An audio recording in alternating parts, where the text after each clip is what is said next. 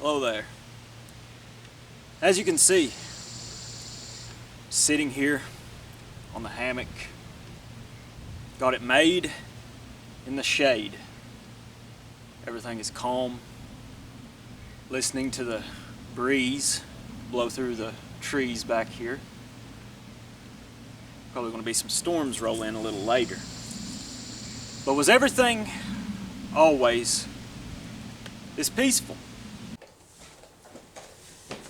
In traditional societies, suffering was viewed as something that was necessary sometimes. Compared to now, here in modernity, in this modern society, this materialistic, this decadent and emasculating thing called modern society, suffering is viewed with contempt and as something that is completely unnecessary. And this is one thing, just one of many things that is wrong with us today. Now, I'm not saying,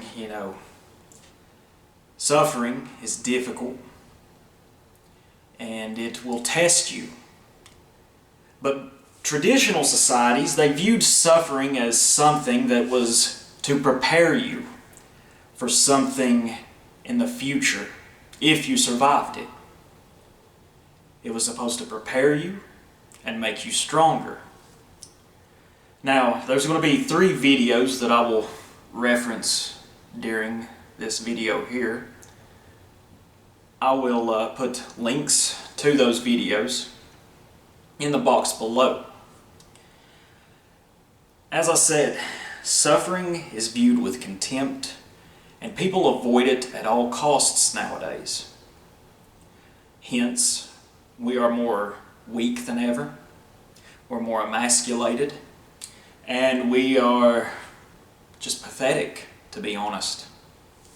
Now, in my life I have suffered. The suffering was self-inflicted.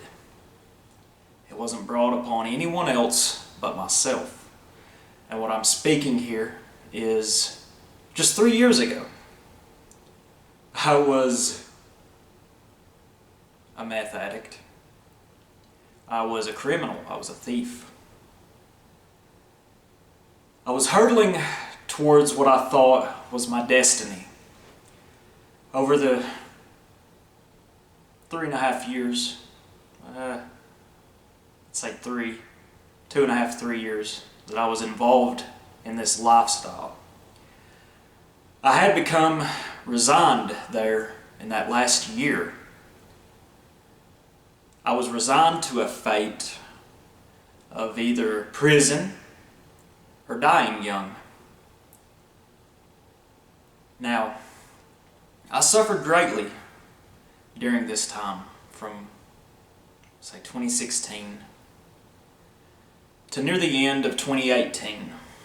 I guess that's about 3 years. I lost many things during this time. I lost possessions. For a few weeks I was homeless. I also lived in a house without power for almost a year. Everything was a struggle. But not only was I addicted to the drugs, I was addicted to the chaos of it all. I spoke with a friend during this time. We talked about how we were just addicted to the chaos of it all. And I suffered. And towards the end, I started to see that I was making those around me suffer. My family, who I didn't see very often during this time, even though my dad just lived a quarter of a mile up the road from me. I tended to avoid him, not because we would have some confrontation when he seen me, but I looked bad. Back then, my weight hovered between 120 and 130 pounds compared to right now, weighing about 165. Been hitting the weights here lately, putting on some weight. I looked bad. And I mean, he knew what I was into. I avoided my mother too, because although she wouldn't confront me about it, I knew that she knew. It affected Miranda too. You know, we've been together for many, many years. And I don't know how she put up with me during these times. I really don't. I wasn't a good man. Not in the least. I know that I would disappear. See, back then we didn't live together. She still lived with her family. I would disappear. She was in school at the time for getting the job that she currently has. I would disappear for days at a time. I would be off robbing people, getting high, you know. I don't know how she tolerated me. She must have seen some redeeming quality somewhere inside of me, which I didn't see in myself. You know, I, during this time, hated myself to a degree. Definitely. But I had to suffer through these things to get to where I am today. Miranda, I think it was in August of 2018, she had finished school and she had gotten a job down here where we live today, 3.5, 4 hours away. And Miranda, we moved down here, you know, a couple months later in October of 2018, near the end of it. And she didn't think I was going to move down here with her. She would cry, beg, and plead with me to come down here with her. And I would tell her that I would.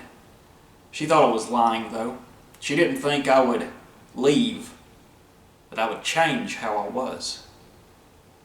And I wasn't lying to her. I was going to move down here, but it made me work just that much more feverishly in the time that I had doing the things that I did.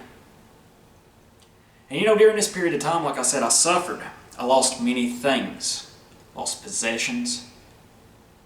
But it made me tougher in a way. It did. I had to suffer. And you know, all of this was self-inflicted. It was a very dangerous time too, you know. Always in danger of going to prison, getting killed. One time, I was almost killed on a snowy day in March of 2018 on the side of Interstate 26 up past Hurtling, Tennessee. I almost had my face blown off. In fact, I felt the heat of death on the end of my nose. You know, that would be a wake-up call to some people, but for me, it wasn't. Because it just made me more convinced that I was hurtling towards destiny. I had help to get away from it all. After all, I moved down here. But I made the choice to leave it all. I did not want to at first. And there, for the first few months that we lived down here, I had some sort of, I guess you could say, identity crisis in a way. I didn't know what to do with myself. At the time, I didn't have a job. I didn't have a driver's license. I didn't have a vehicle. I didn't know what to do with myself during this time. But looking back on it all, and you know, I did things that I regret. Did things that I feel guilt for. I did many wrong things. And I suffered for it. But you know, I don't let that regret consume me. I had to find these things out for myself. Experience, after all, is the best teacher. And I'm not advising anyone anyone young watching this to go down this path, because there's a very good chance you are opening Pandora's box and you will never be able to close it. But you may ask, been straight, been clean since December of 2018. Now, you may ask, how have I not relapsed, I guess is the word. You know, I had to kill that part of myself. I had to kill it. I used the chains, figuratively speaking, I used the chains that bound us together to strangle that part of myself. And then with hatred,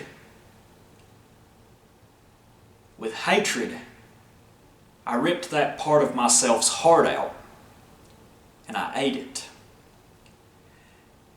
As I said, this is just figuratively speaking, but hate has kept me straight. Hatred has kept me clean.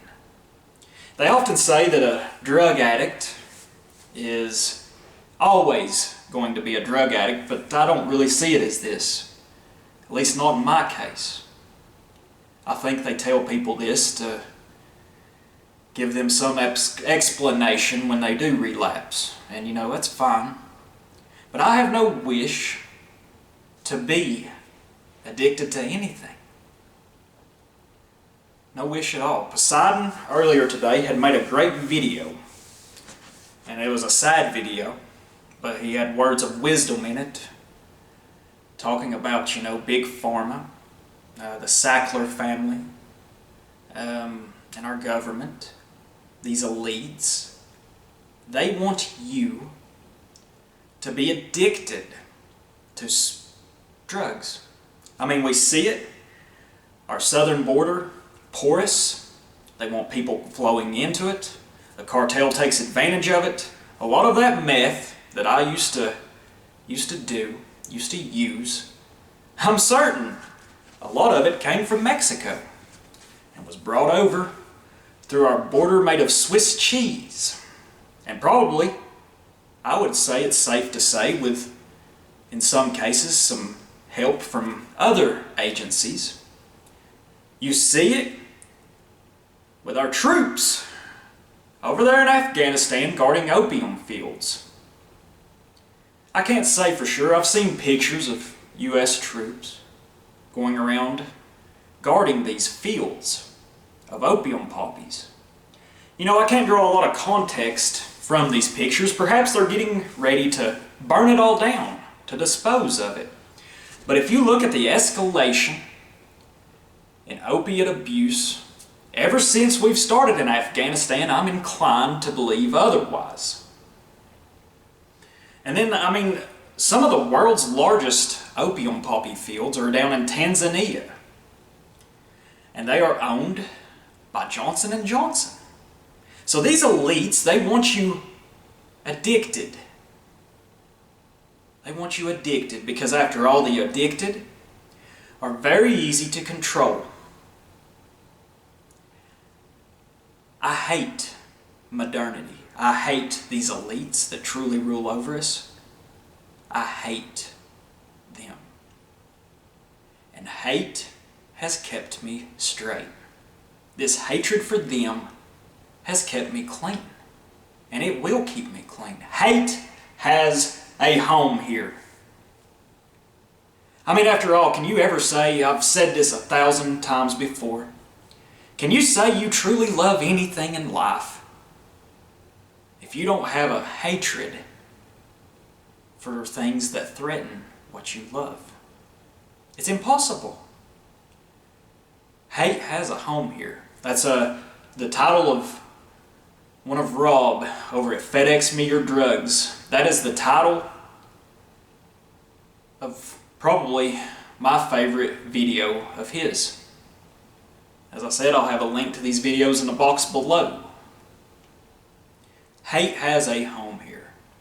And you know, I scoff and laugh when I see signs in people's yards that says hate has no home here. I think they're being dishonest, to be honest. I think they're being disingenuous. Because if they can proclaim to love something, what if that thing that loves them is threatened? Wouldn't they hate it? Or perhaps they are being honest, and maybe hate has no home here. But in that case, I would say that love has no home here either. So I had to suffer these things, and hatred has kept me clean. Pure hatred and contempt for those that truly rule over us. I had to suffer these things. And the last video that I will reference is one that Didymus had made. It was titled Thoughts on January 6th and Social Decomposition. I'll put a link to it as well below. And he talks about how suffering was viewed as something as necessary in traditional societies. And in my case, the suffering was self-inflicted, but I got through it, I lived through it, and I came out better on the other side because of it. Because I see out of all this suffering, all those years of losing, of poisoning myself, there came a vision of clarity, of immense clarity.